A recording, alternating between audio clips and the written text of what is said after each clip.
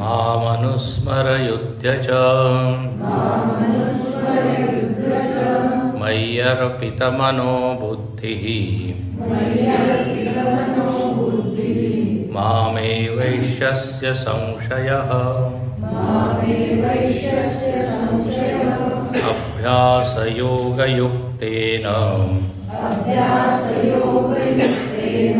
चेतसा नान्यगामिनां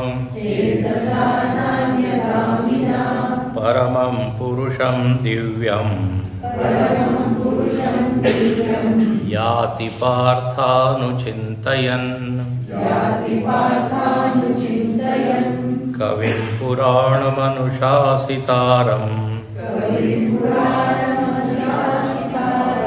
अणोरणीयान् समनुस्मरेत्यः सर्वस्य धातारमचिन्त्य रूपम् आदित्यवर्णं तमसः परस्तात् आदित्यवर्णं तमसः परस्तात्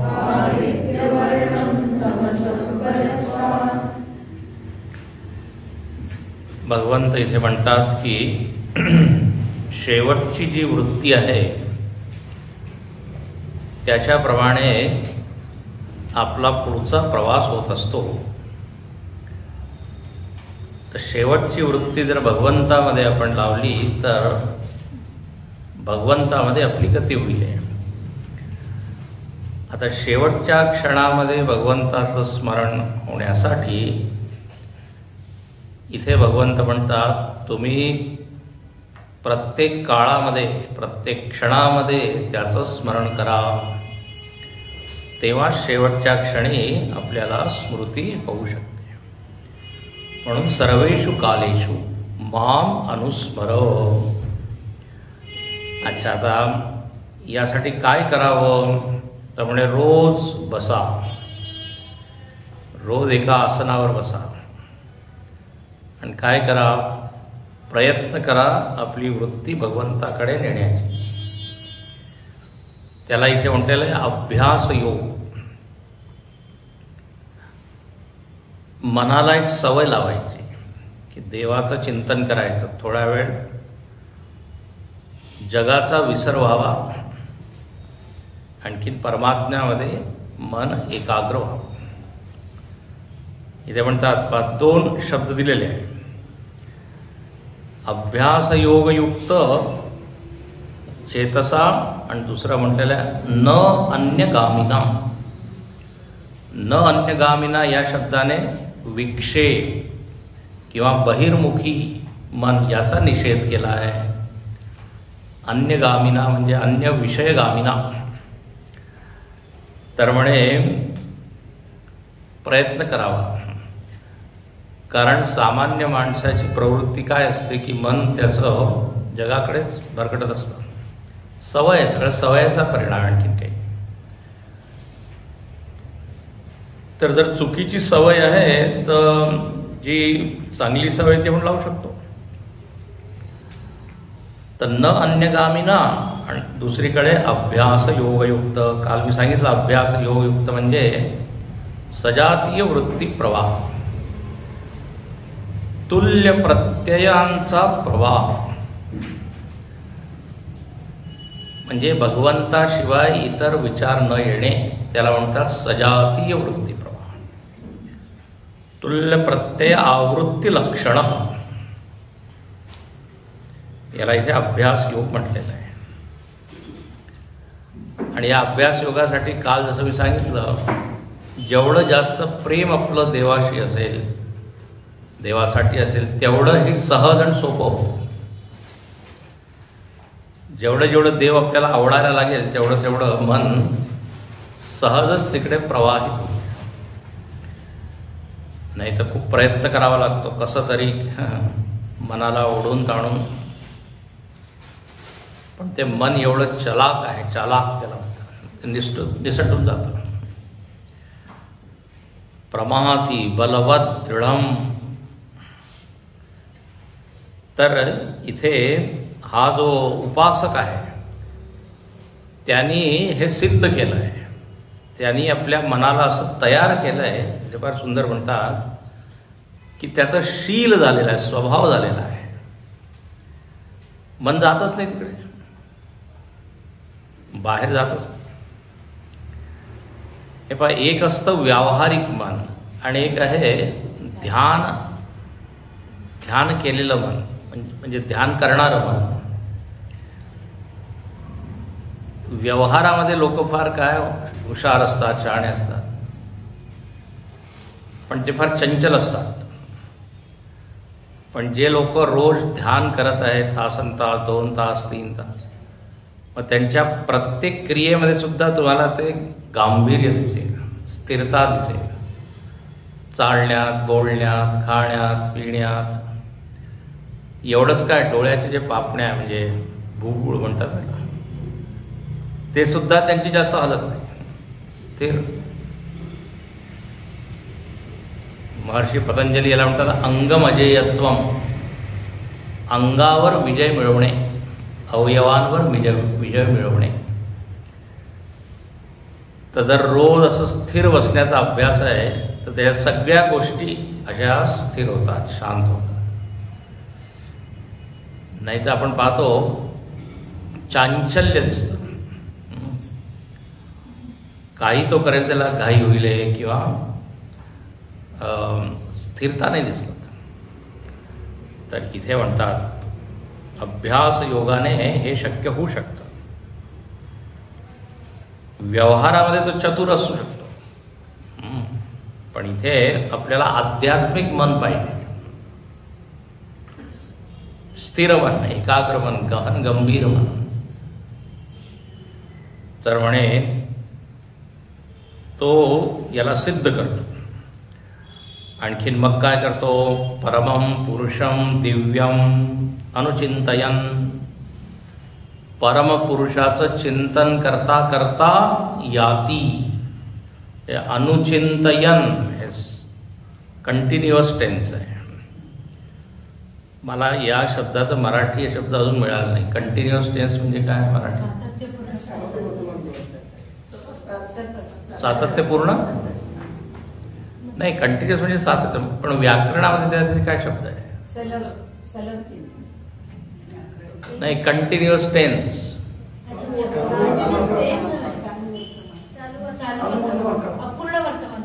हां हां, चालू वर्तमान काळ. हां, आता पुढच्या वेळेस मी हा शब्दाचा चालू वर्तमान काळ.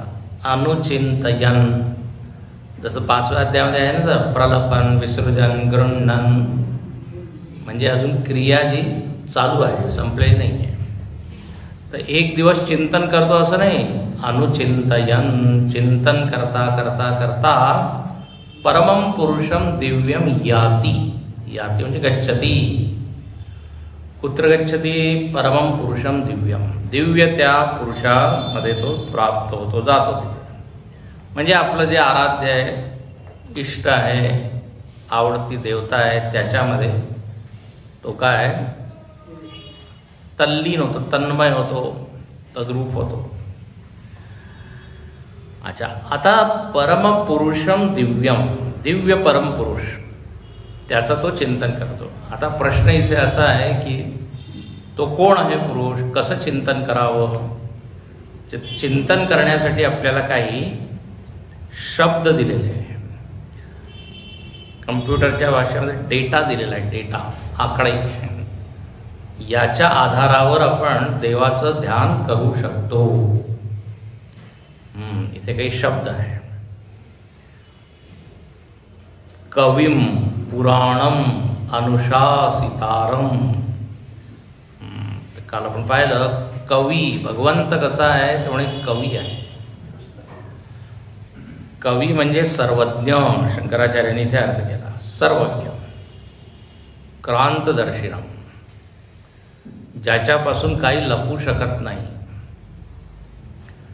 तुळशीदासांनी संस्कृतमध्ये एक श्लोक लिहिला, ज्ञान्यस्पृहा रघुपते हृदये स्मदीये सत्यं वदामि च भवान अखिलांतरात्मा. म्हणे तुम्ही अखिलांतरात्मा आहे, सगळ्या लोकांच्या मनामध्ये वास करणारा. तर तुमच्यापासून काही लपू शकत नाही. तुम्हाला माहीत आहे आमच्या मनामध्ये काय चाललं आहे.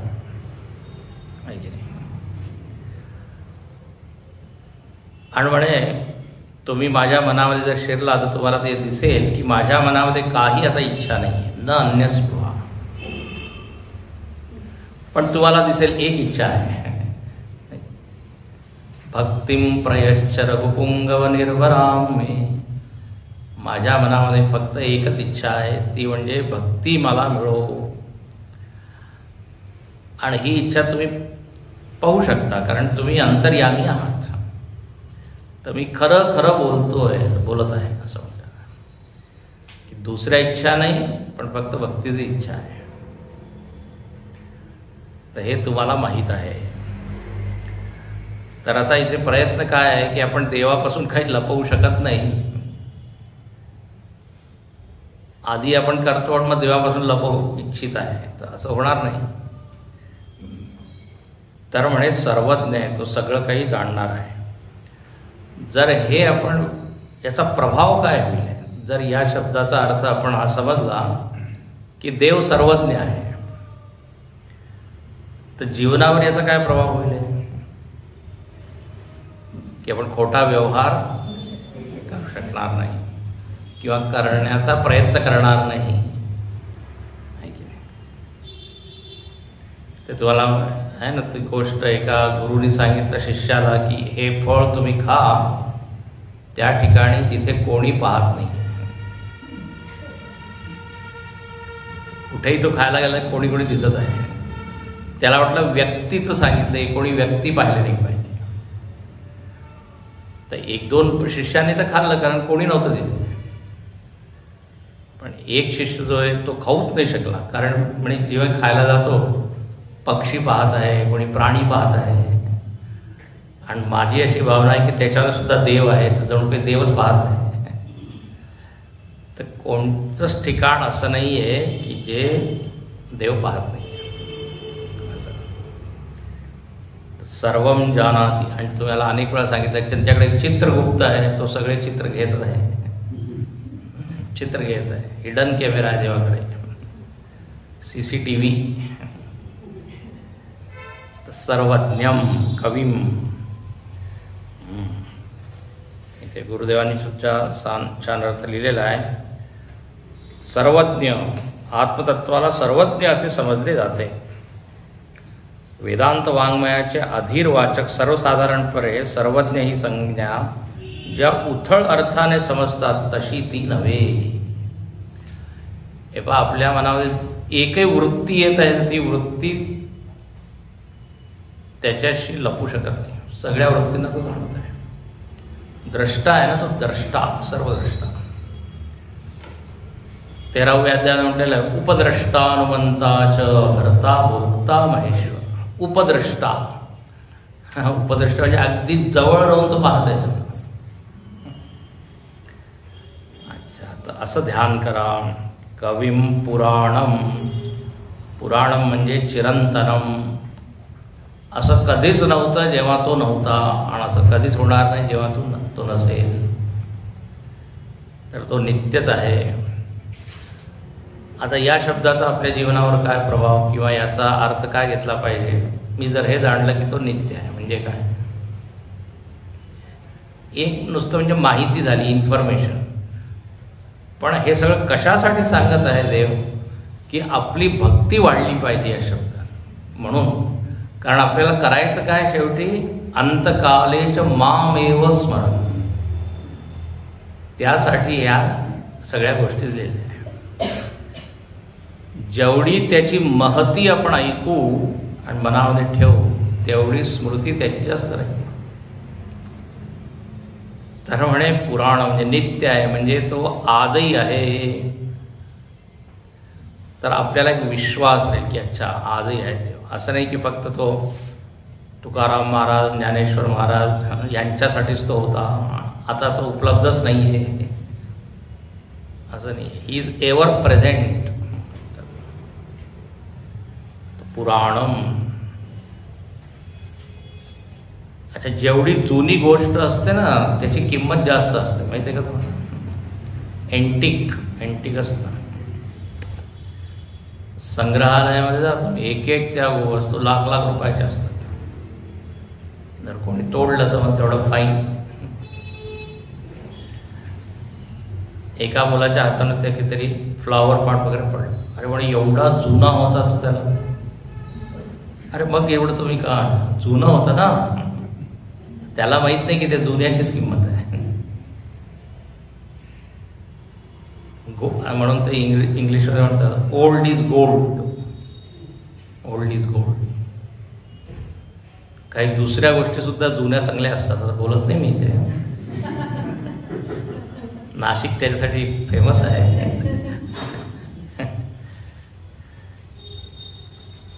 तर पुराणम, अनुशासितारम. तिसरं जे आहे अनुशासितारम. अनुशासितारम म्हणजे तो काय आहे तर म्हणे प्रशासितारम. सर्वस्य जगतः प्रशासितारम. सगळ्या जगावर तो शासन करणारा आहे, करत आहे. त्याचं शासन करण्याची जी पद्धत आहे विलक्षण आहे, वेगळीच आहे. अथवा आपल्यावर असं वाटत नाही की कोणी डोक्यावर बसलं आहे, हां, की कोणी आदेश देत आहे हे करा ते करा, असं तर शासन नाही आहे. पण एक अज्ञात अदृश्य असे अनेक नियम आहेत, ते आपल्यावर शासन करत आहे. त्याचं पालन आपल्याला करावं लागतं. त्याच्या विरुद्ध जर आपण गेलो तर ते नुकसान होतं. सगळ्याचे नियम आहे की नाही, खाण्याचे, पिण्याचे, बोलण्याचे, चालण्याचे. तर नियमांच्या द्वारे तो शासन करत आहे.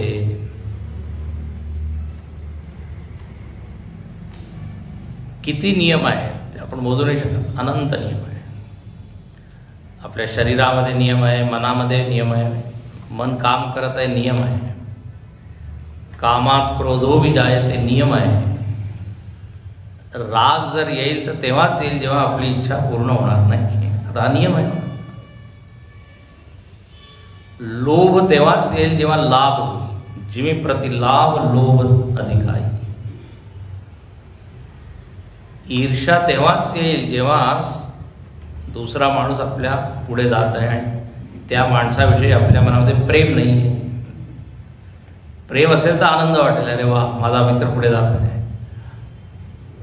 पण ईर्ष्या केव्हा येईल, जेव्हा त्याच्याबद्दल मनामध्ये एक दुरावा आहे ना. हे सगळे नियम आहे मनाचे.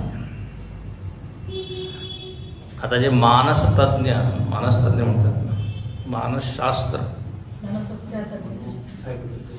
हां,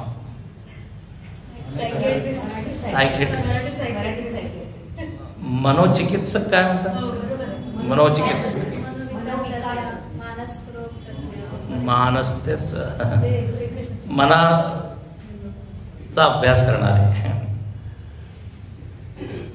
आणि आपल्या मनामध्ये ज्या समस्या आहेत त्याचं ते निदान सांगतात, कारण त्यांनी अभ्यास केले. तर नियमांचा अभ्यास केला. आणखी काय, डॉक्टर म्हणजे कोण आहे, नियमांचा अभ्यास त्यांनी केला. कशामुळे पोट बिघडतं, कशामुळे डोकं दुखतं, नाही की नाही. आणि ते डॉक्टर म्हणतात आम्हाला फक्त 2-4% हे शरीर माहीत आहे, 95% शरीरामध्ये काय होतं आम्हाला माहीत नाही. आम्ही ट्रायल अँड एररनी औषधं देत राहतो, हो असं म्हणतात. तर अर्थ काय, म्हणजे शासन करत आहे भगवंत. पूर्ण समष्टीमध्ये, ब्रह्मांडामध्ये शासन सुरू आहे की नाही. दिवस रात्र, ऋतू बदलत आहे, झाडांना फुलं येत आहे, फुलानंतर फळ येत आहे. काय कोणी सांगितलं त्यांना की असंच तुम्हाला वाढायचं आहे, म्हणजे फळ द्यायचं आहे, त्याच्यामध्ये असंच आकार असायला पाहिजे. तर याला म्हणतात अनुशासितारम. म्हणजे इथे सगळं शिस्तबद्ध आहे. असं काही गुरुदेव म्हणायचे, cosmos is not an accident. हां, it is not an accident. Automatic काहीतरी चालू आहे असं नाही आहे. कार्यकारणाचे नियम आहे. जर असं केलं तर असं होईल. आता नियम जर एवढे आहे तर कोणी ना कोणी नियामक असायला पाहिजे. सहज अनुमान होतो. नियम आहे तर नियामक. अच्छा, एका माणसाने हे नियम बनवले असं तर काही सांगू नाही शकत. तो माणूसच त्या नियमांच्या अंतर्गत जगत आहे. तर म्हणून एक कोणी अनंत शक्ती असायला पाहिजे, तिच्या अधीन हे जग चालू आहे. आता याच्यावर भरपूर विचार करा. अच्छा, आता जर असं आपण मानलं, समजलं की अच्छा कोणीतरी एक आहे आणि त्यांनी नियम बनवले आहे, तर आता याचा काय प्रभाव होईल जीवनावर? याचा प्रभाव असा होईल की आपण आपलं कर्तव्य करू आणि त्याच्यामध्ये आपल्याला विश्वास राहील की याचं फळ मिळेल. कारण नियम आहे, जर नीट कर्म केलं तर काय फळ मिळेल. आपण जर एका कंपनीमध्ये काम करत आहोत आणि जर आपल्याला माहीत आहे की आपला मालक जो आहे तो त्याचं लक्ष माझ्याकडे आहे आणि मी जर करत आहे तर तो निश्चित मला त्याचं काय पगार देईल, फळ देईल, तर मी करीन आहे ना ते. जेव्हा माहीत आहे की त्याचा स्वभाव असा आहे, तर चांगले काम करण्यामध्ये आपल्याला आनंद होईल. कारण आपल्याला एक विश्वास आहे की त्याचं फळ मिळेल. आणि त्याचप्रमाणे हेही माहिती आहे की जर मी चुकीचं करेन तर मला त्याचं काय भोगावं लागतं. तर सहजच जी चुकीची प्रवृत्ती आहे त्याच्यापासून मी काय स्वतःला वाचवण्याचा प्रयत्न करेन. कळतंय का? म्हणजे सत्कर्म केल्याने चांगलं मिळेल, दुष्कर्म केल्याने दुःख मिळेल. तो देणारा आहे, तो मनाने नाही देत काही. असं नाही की त्याला वाटतं की या माणसाला चांगलं दिलं पाहिजे देत आहे. पक्षपात नाही आहे, नियम आहे. तर जर एकदा हे आपल्याला कळलं तर मग आपण निश्चिंत होऊन चांगलं करू. आता पहा, एक गीतेमध्ये एक शब्द आलेला आहे, स्थाने ऋषिकेश तव प्रकीर्त्या. एक शब्द आलेला आहे स्थाने. स्थानेचा शब्द फार अर्थ फार चांगला आहे. स्थाने म्हणजे तिथे व्याख्या केली आहे की जे काही सुरू आहे, ज्याला जे काही मिळत आहे ते बरोबर आहे. बरोबर आहे म्हणजे जर कोणी रोगी आहे तर ते बरोबर आहे, जर कोणी समृद्ध आहे तर बरोबर आहे, जर कोणी उत्साही आहे तर बरोबर आहे. याचा अर्थ काय? त्याच्या नियमाप्रमाणे तसं त्याला मिळालं आहे. नाही तो दुःखी कसा आहे, देव तर कठोर आहे म्हणजे असं नाही. सगळं आपापल्या ठिकाणी व्यवस्थित चालू आहे. स्थाने फार सुंदर शब्द आहे. जर कोणी गरीब आहे तर ठीकच आहे, श्रीमंत आहे तर ठीकच आहे. आपल्याला ठीक केव्हा वाटतं तेव्हा सगळं काही चांगलं असं काही होणार नाही. आता हॉस्पिटलमध्ये जर तुम्ही गेला आणि इतके रोगी आहे, जो डॉक्टर म्हणजे ठीकच आहे त्यांना रोग, कारण त्यांनी तसं केलेलं आहे. चुकीचं खाल्लंय तर पोट खराब होईलच, तर बरोबर आहे. बरोबर आहे की नाही? जर पोट बिघडलं नाही तर मग आश्चर्य होईल. चुकीचं खाऊन जर ठीकठाक आहे तो, पण हे कसं काय तर नियम विरुद्ध झालं आहे. आणि म्हणून आपल्याला आश्चर्य होत असतं. समाजामध्ये लोक गडबड काम करतात आणि छान मस्त फिरत आहे. लोक म्हणतात बा एवढा भ्रष्टाचारी आहे तरी आहे ना, तर ते नियम भंग होताना दिसतो आपल्याला. पण जरा धीर धरा, त्यालाही मिळेल त्याचं. आज नाही तर उद्या नाही तर परवा नाही तर पुढच्या जन्मी. कोणीच त्या फळाला टाळू शकत नाही. जर चांगलं केलंय तर ते इंग्रजी म्हणतात he will rise from dust and reach to the top. उदाहरण देत होते आमचे स्वामीजी. अब्दुल कलाम ते कुठून ते केरळामध्ये कुठे एका छोट्याशा गावामध्ये, पण त्यांच्यामध्ये योग्यता होती, त्यांना ते पद मिळालं की नाही. आणि जर नियम तोडले आहे, नियम बरोबर नाही आहे, तर मग मोठा माणूस सुद्धा काय मातीमध्ये पडतो.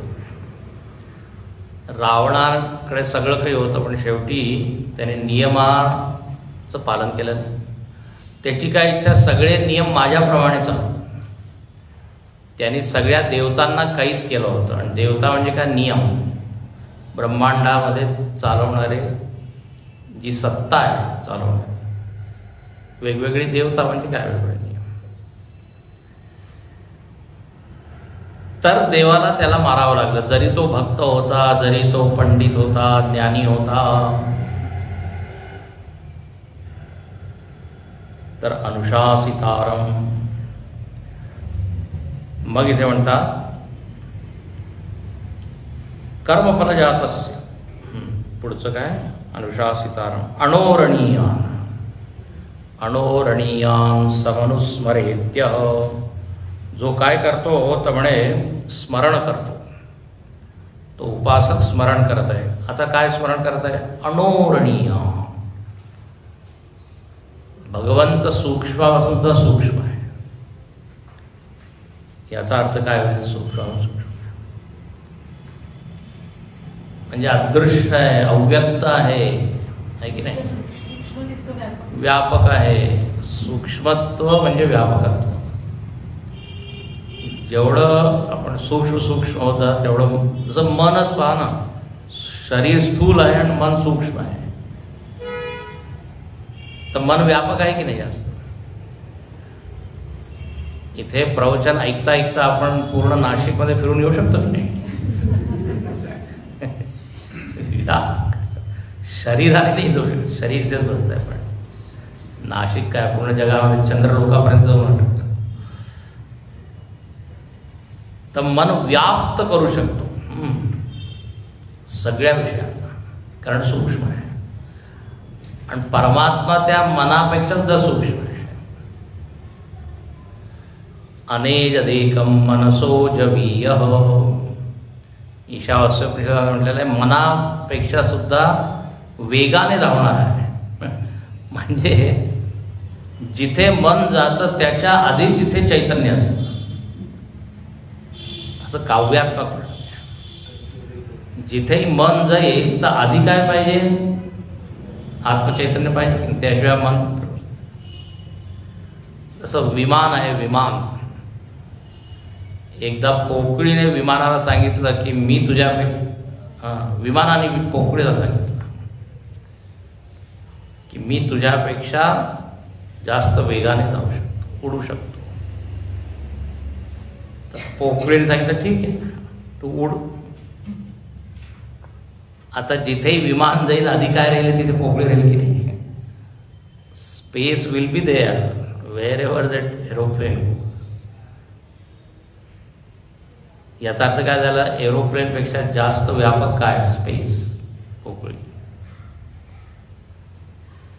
अनेजदेकम मनसो जवीय नैन देवा आप्नुवन पूर्वमर्श तद्धावतो अन्यानत्ते तिष्ठ. इंद्रिया जिथे जातात इकडे तिकडे जातात, पण त्याच्या आधी चैतन्य असतं. तर स्थूल शरीर आहे, मग इंद्रिया आहे, मग मन आहे, आणि मग आत्मचैतन्य. हे सूक्ष्म. तर अणोरणीयान म्हणून तुकाराम महाराज म्हणतात, अणोरणीयान तोकडा तुका आकाश आहे. अणोरणीयान महतो महीयान असे.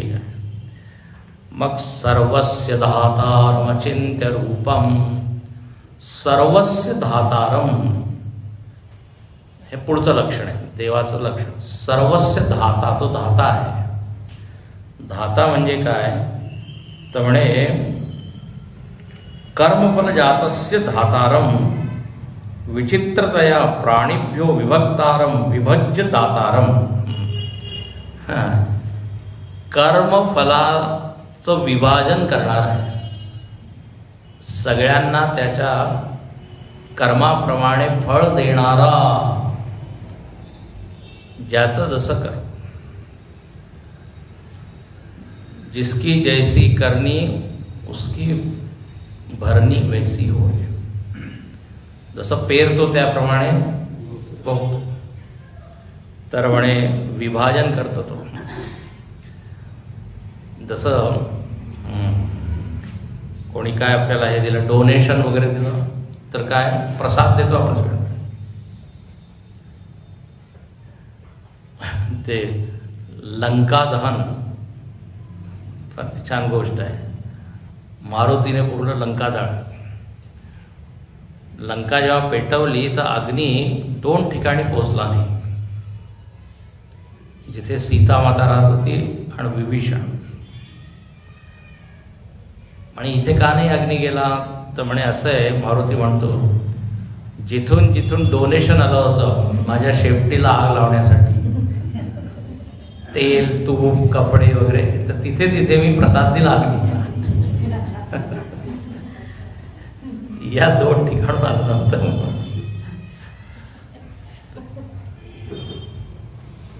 कारण रावणाने आदेश दिला होता सगळेजण आपापल्या घरून तेल तूप सगळं आणा, आणि त्या मारुतीने आपली सिद्धीचा प्रयोग केला आणि ती शेपटी वाढतच गेली. एवढं वाढलं की लोकांकडे सगळे कपडे संपले, फक्त जे घातलेले होते तेवढेच राहिले. तेल तुपाचे डबे रिकामे झाले. मारुती किती चालाक आहे पा, त्यांच्याच द्रव्याने त्यांची नगरी किंवा देश जाणतो. तर काय उदाहरण काय, कर्मफलदाता, ज्याचं जसं कर्म त्याप्रमाणे. तर म्हणून इथे म्हटलेलं धातारम, दातारम. हे बा असं आहे, कर्मफलदाता देवच असू शकतो. मी कर्म करणारा आहे पण दाता मी नसू शकतो. याच्या पाठीमागे युक्ती काय आहे, तर्क काय आहे, मी का दाता नाही, तर मी कर्म करणार आहे तर मीच मला का नाही देऊ शकत फळ. काय उत्तर होईल, मी जर फलदाता झालो तर काय होईल.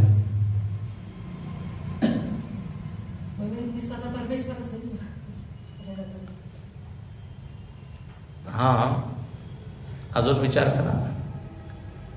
जर मी आनंद नाही, कशाचा मला जर फळ दिलं आनंद नाही मिळणार. अजून न्याय होणार नाही. न्याय होणार नाही. हां, आणि सगळ्यात महत्त्वाचं म्हणजे मी कधीच दुःखी होणार नाही. मला दुःख मिळत आहे, कारण स्वतःला कशाला दुःख देईल आहे की नाही. जर मीच दाता असेल तर मी चांगलंच देईल ना स्वतःला. मला दुःख मिळत आहे याचाच अर्थ आहे मी फलदाता नाही आहे. कळलं का? आपण म्हणतोय कुठून मला का मिळत आहे, म्हणजे कोणीतरी आहे तो मला देत आहे. आपण जर आपलेच फलदाता असेल तर आपलं चांगलंच घेऊ आपण. म्हणून फलदाता मी नाही. आणि फळ जे आपल्याला मिळतं तर अनेक घटकांचं ज्ञान आपल्याला असायला पाहिजे, तेव्हाच आपण एक फळ देऊ शकतो. जसं एक न्यायाधीश आहे, तो जर एक सजा म्हणतात त्याला, शिक्षा देतो, तर तो सगळा अभ्यास करून की यांनी या ठिकाणी असं केलंय म्हणून याला आहे, किंवा जर त्याला सोडत आहे तर त्यासाठी सुद्धा त्याला त्याचा अभ्यास करावा लागतो की ती घटना कुठे झाली, कशी झाली, का झाली. तर ज्याला त्याचं ज्ञान आहे, कर्माचं ज्ञान, कर्म फळाचं जे संबंध आहे त्याचं ज्ञान, आणि विस्तृत ज्ञान पाहिजे. नाही तर लोक म्हणतात अन्याय झाला लगेच आरोप करतात. तर भगवंतच जाणतो एवढे घटक, कारण कर्म एकच असतं, पण ते कर्माचं फळ जेव्हा येतं तर बऱ्याच गोष्टी तुम्हाला सांभाळावं लागतात. समजावं लागतं, तेव्हाच ते फळ येऊ शकतं. जसं मी दान देत आहे, इथे दान देण्याचं फळ वेगळं, पण आता कुंभमेळा आहे, तिथे जर मी दान देत आहे तर त्याचं फळ वेगळं आहे की नाही. स्थळ, काळ, तिथी, भावना, दान सगळेजण देत आहे पण सगळ्यांना एकसारखं फळ नाही मिळत आहे. आता हे कोण जाणतं की याचं ॲटिट्यूड ठीक नाही आहे, दृष्टी ठीक नाही आहे, तोच जाणतो. म्हणून याच्यावर भरपूर विचार केलेला आहे की कर्म आणि फळ याचा संयोग करणारा ईश्वर आहे आणि तो न्यायाधीशाप्रमाणे काय करणार आहे, म्हणजे न्याय करणार आहे. म्हणून त्या न्यायाधीशाच्या डोळ्यावर काय पट्टी असते, म्हणजे न्यायदेवता काढली येतात. त्यामुळे पाहायचं नाही, जे आहे ते.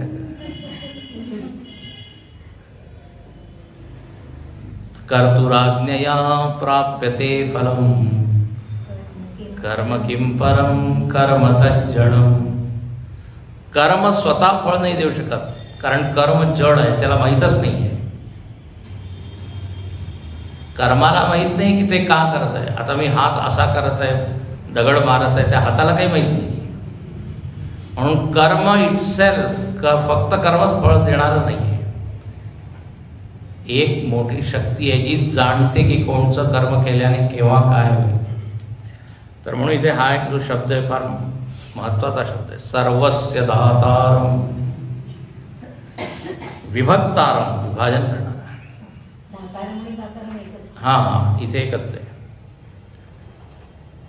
अच्छा, अचिंत्य रूपम, पुढचा आता शब्द याच्यावर ध्यान करा. अचिंत्य रूपम, देव कसा आहे, अचिंत्य रूपम. अचिंत्य रूपम म्हणजे याचं चिंतन होऊ नाही शकत. हां, तर म्हणे मग तुम्ही कशाला सारखं सारखं म्हणता चिंतन करा, चिंतन करा. देवही विचित्र आहे, एकीकडे म्हणतं चिंतन होऊ नाही शकत, म्हणतं चिंतन करा. असं चिंतन करा की त्याचं चिंतन होऊ शकत नाही. आणि पहा, हे जे अचिंत्य रूप शब्द आहे ना, उपासक जेव्हा भक्त हा शब्द ऐकतो त्याला खूप आनंद होतो. भक्तीमध्ये मी जर देवाला जाणू शकलो नाही तर चांगली गोष्ट आहे. म्हणजे काय, निर्गुण निराकार नाही, म्हणजे जर भगवंताला मी जाणलं पूर्णपणे तर भगवंत सीमित झाला ना. उपासक काय म्हणतो, मी जाणू नाही शकत, म्हणजे त्याची महती, म्हणजे त्याची महिमा, शक्ती, गुण इतके आहे की किती जाणलं तरी ते शक्य होणार नाही. ते चांगलं आहे, म्हणजे भूषण आहे, दूषण नाही आहे. कळतंय का? भक्ती संपून जाईल. भक्ती संपून जाईल. आणखीन असं आहे की भक्त हेच म्हणतो की आम्ही किती तुमचं वर्णन केलं तरी वर्णन होऊ शकत नाही आहे ना. सगळे कवी, सगळे संत काय म्हणतात, नेती नेती शब्दांच्या तुकडे. तर भक्तीमध्ये याला चांगलं म्हटलेलं आहे, म्हणजे तुझी काही सीमा नाही कोणत्याच बाबतीत. ज्ञान, गुण, भक्ती, शक्ती. म्हणून आपण तो कोण आहे ज्यांनी भगवंताला पूर्णपणे जाणलंय. अनंता तुला कोण पाहू शकेल. तर असं जेव्हा चिंतन करतो तेव्हाच आपली भक्ती वाढत जाते. आता एखादा देश आहे ना आणि त्या देशाच्या सगळ्या जागा मी पाहिल्या, तर मग आता काय पण आता मला सगळं माहिती आहे. म्हणजे काही तो देश काही फार मोठा नाही आहे, जास्त तिथे जाणण्यासाठी नाही आहे. पण तो देश मोठा केव्हा म्हणावलं, इथे एवढं रहस्य आहे, हे रहस्य आहे. म्हणून काय म्हटलेलं आहे, लिखती यदि गृहीत्वा शारदा सर्व कालम तदपि तव गुणानाम ईश पारम न याती. पुष्पदंत कवीने शिवमहिम्न स्तोत्रामध्ये लिहिलं की पृथ्वीवर जेवढे झाडं आहेत त्यांचे मी पेन केलं, लिहिण्यासाठी पेन बनवलं. समुद्रामध्ये जेवढे पाणी आहे त्याची शाई केली आणि पृथ्वीला काय केलं, कागद. आणखी सरस्वती लिहायला बसली आहे भगवंताचे गुण. आता ती सुद्धा करू नाही शकत. तर याला म्हणतात अचिंत्य रूप. या जगाकडेच आपण पाहतो ते जगच अचिंत्य रचना आहे, अचिंत्य रचना. कसं काय पहाय, सूर्य चंद्र सगळे असे फिक्स केलेले आहे प्रमाण आणि कसे व्यवस्थित फिरत आहे आणि ज्याला जिथे सांगितलंय तसंच ते फिरत आहे.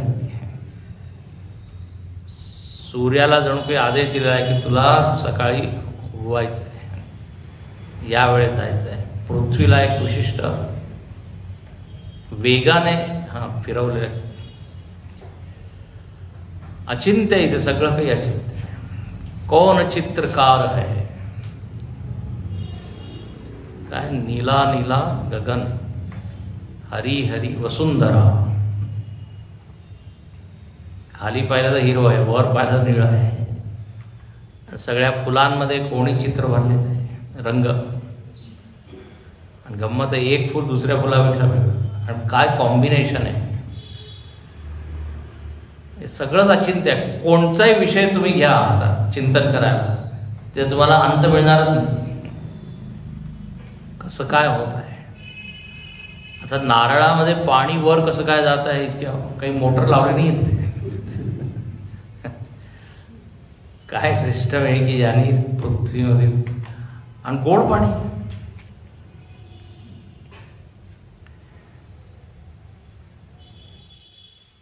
म्हणजे निसर्गाकडे बघितलं तर अचिंत्य रचना.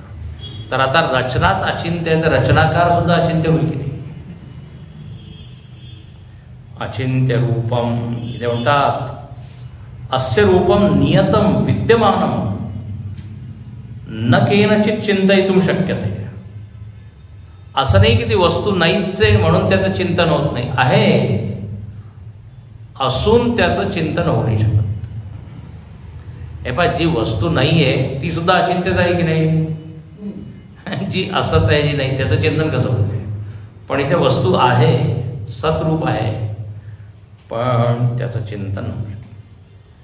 अचिंत्य रूपम आदित्यवर्णम तमसः परस्तात्. आदित्यवर्णम, आदित्यवर्ण म्हणजे नित्य चैतन्य प्रकाश वर्णयस्य. आदित्य म्हणजे प्रकाश, म्हणजे सूर्य. सूर्याने अर्थ घ्यायचा प्रकाश, आणि प्रकाशाचा अर्थ आहे चैतन्य. प्रकाश म्हणजे असा लाईट नाही, भौतिक प्रकाश नाही. नाही तर लोकही गडबड करतात. मी काय आत्म साक्षात्कार मला झाला. काय झालं म्हणून एकदम मला असं काही चमकलं, लाईट दिसलं, त्याला नाही म्हणत. जो पाहत आहे त्या प्रकाशाला तो तू आहे. कारण जे दृश्य असतं ते सत्य नसतं. या दृश्यम तद मिथ्या. जो द्रष्टा आहे तो सत्य आहे. तर जो पाहणार आहे ना तो परमात्मा आहे. जे दिसत आहे ते नाही.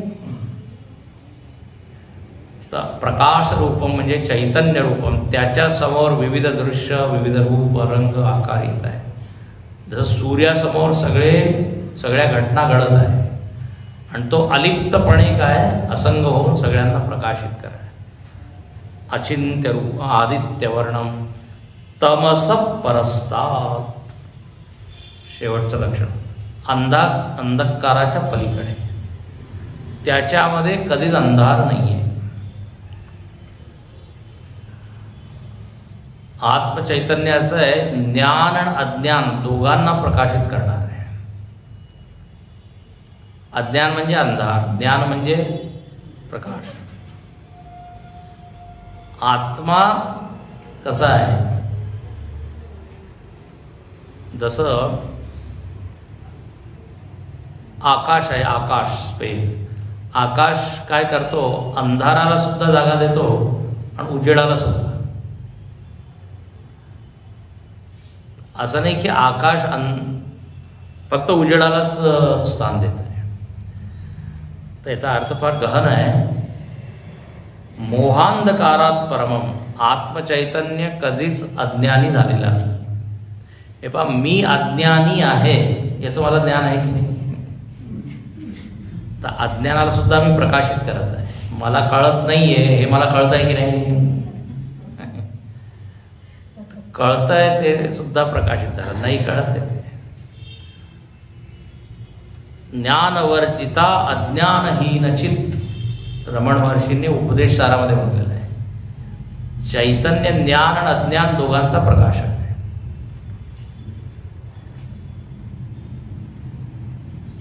जसं एक हॉल आहे, हॉलमध्ये कोणी आलं नाही ते सुद्धा मी जाणतो, आणि सगळेजण आले ते सुद्धा मी जाणतो. म्हणजे मी कसा आहे?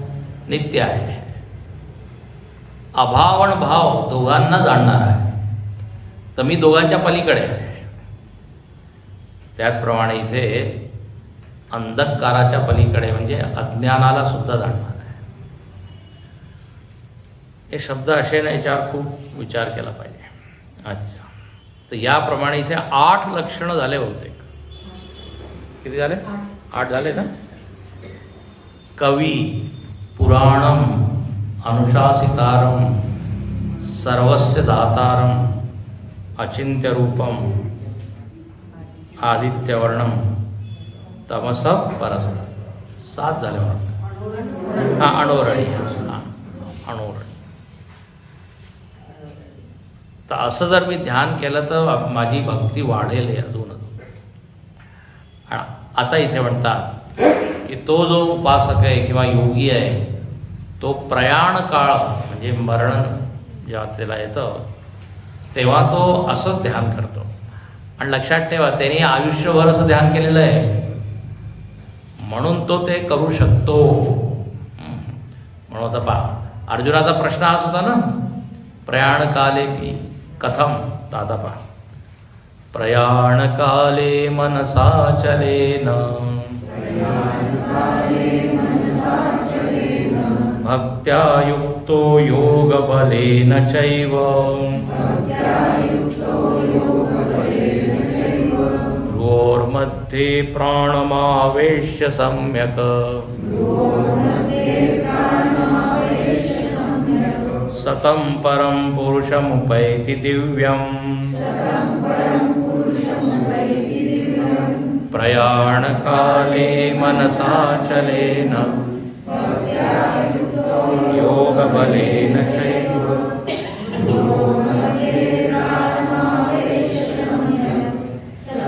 परं पुरुषमुपैति दिव्यम्. प्रयाणकाले, मरणकाले तो काय करतो? मनसा अचलेन. आता पहा, आधी आपण जो श्लोक वाचला 6वा श्लोक, 6वा नाही 8वा, त्याच्यामध्ये काय आलं होतं? चेतसा नान्यगामिना अभ्यास योगयुक्तेन. तिथे जे शब्द दिले, शब्द वेगळे पण अर्थ तेच आहे. अचलेन मनसा म्हणजे स्थिर मनाने तो काय करतो? म्हणजे ध्यान करतो. अचलेन मनसा. आणि ते एक शब्द टाकला आहे भक्त्या. फार सुंदर. जोपर्यंत भक्ती नसेल तोपर्यंत मन तिथे स्थिर होणार नाही. प्रेमामुळेच मन स्थिर होतं. जिथे प्रेम आहे तिथे मन स्थिर होतं सहज. तर प्रेम मधुर माधुर्य आहे त्याच्या मनामध्ये आणि तो काय स्मरण करत आहे.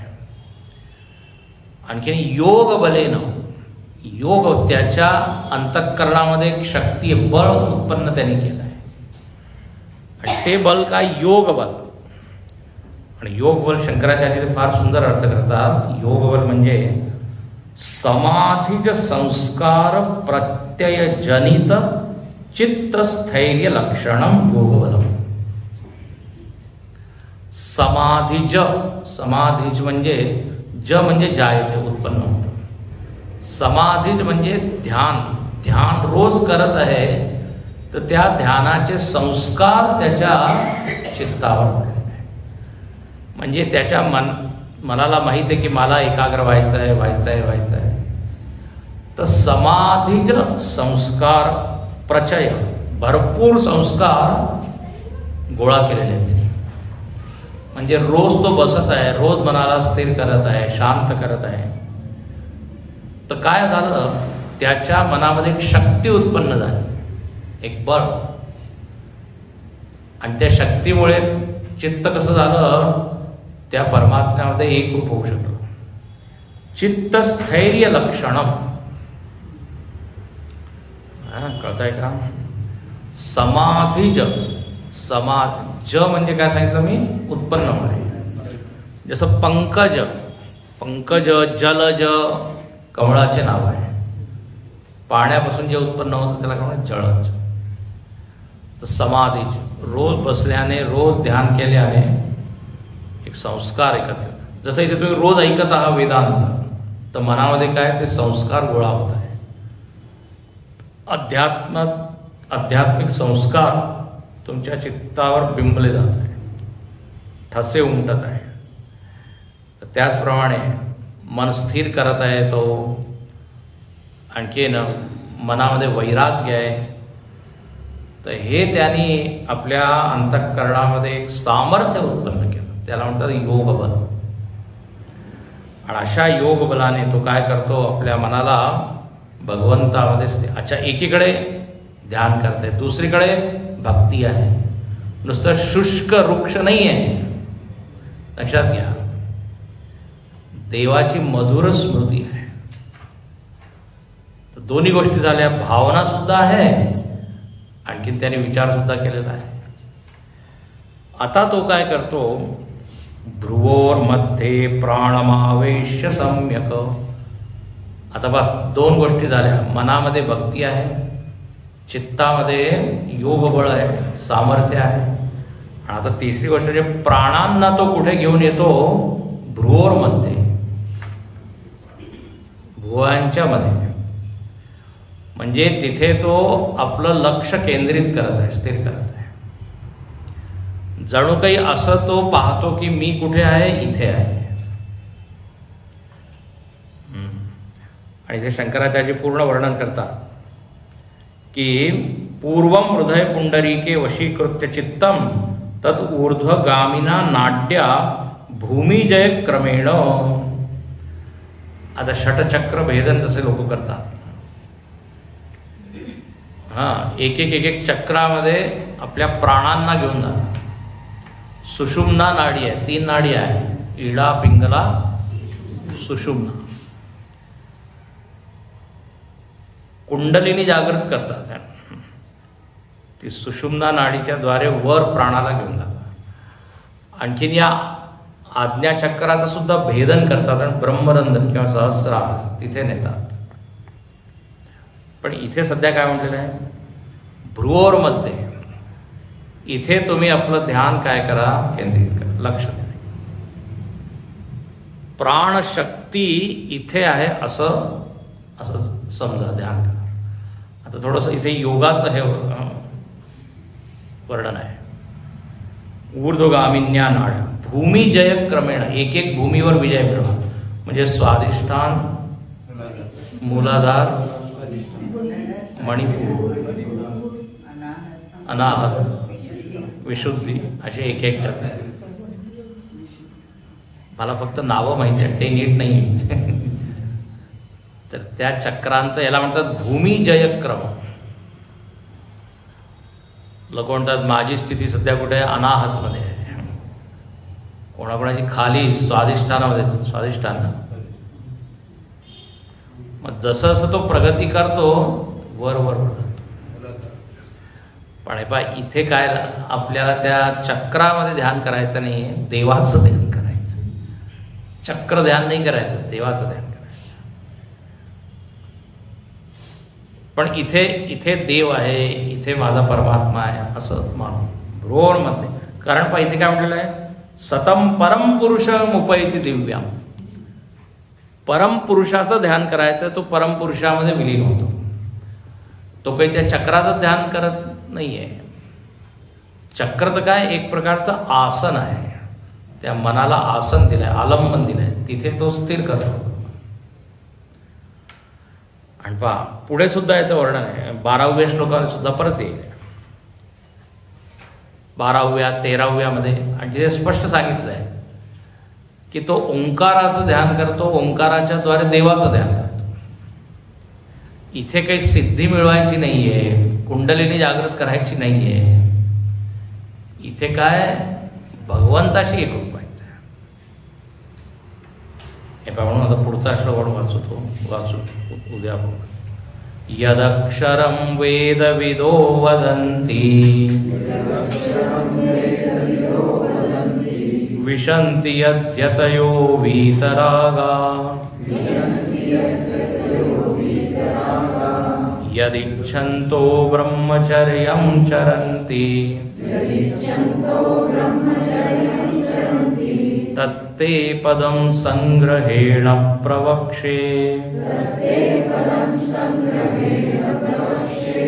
यदक्षरं वेदविदो वदन्ति विशन्ति यद्यतयो वीतरागा यदिच्छन्तो ब्रह्मचर्यं चरन्ति तत्ते पदं संग्रहेण प्रवक्षे. तत्ते पदम संग्रहेण प्रवक्षे. प्रवक्षे म्हणजे मी सांगीन, बोलीन. काय सांगेन? पदम, त्या पदाबद्दल आता मी सांगणार आहे. आणि काय? संग्रहेण, थोडक्यात सांगणार आहे, संक्षेप. म्हणजे कोणत्या पदाबद्दल तुम्ही सांगणार आहात? म्हणे ज्या पदावर वीतरागा, विरक्त लोक पोहोचतात, ज्या पदाचं वर्णन अक्षर म्हणून केलेलं आहे कुठे? वेदांमध्ये. यदक्षरं वेदविदो वदन्ति. वेदविद लोक, वेदज्ञ लोक त्या पदाचं काय नाव देतात? अक्षर. त्याला म्हणतात अक्षर. त्याच्याबद्दल आता मी सांगेन. यद वेदविदो अक्षरं वदन्ति आणि विशन्ति यद यतयः. यती लोक ज्याच्यामध्ये प्रवेश करून जातात, प्रवेश करतात, त्या पदाबद्दल मी सांगेन. आणि म्हणे यती लोक कोण आहे? वीतरागा. वीतरागा म्हणजे विरागी. म्हणजे इथे पहा दोन किती शब्द काय काय दिलेलं आहे. मी त्या पदाबद्दल सांगिने ज्याला वेदज्ञ लोक अक्षर म्हणतात.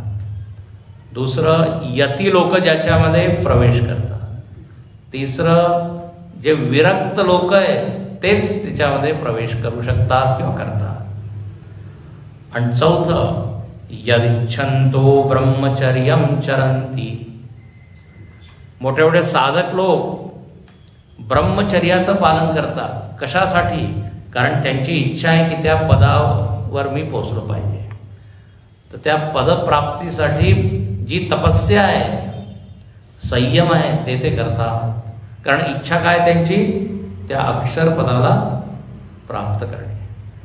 यदिच्छन्तो ब्रह्मचर्यं चरन्ति तत्ते पदं संग्रहेण प्रवक्षे.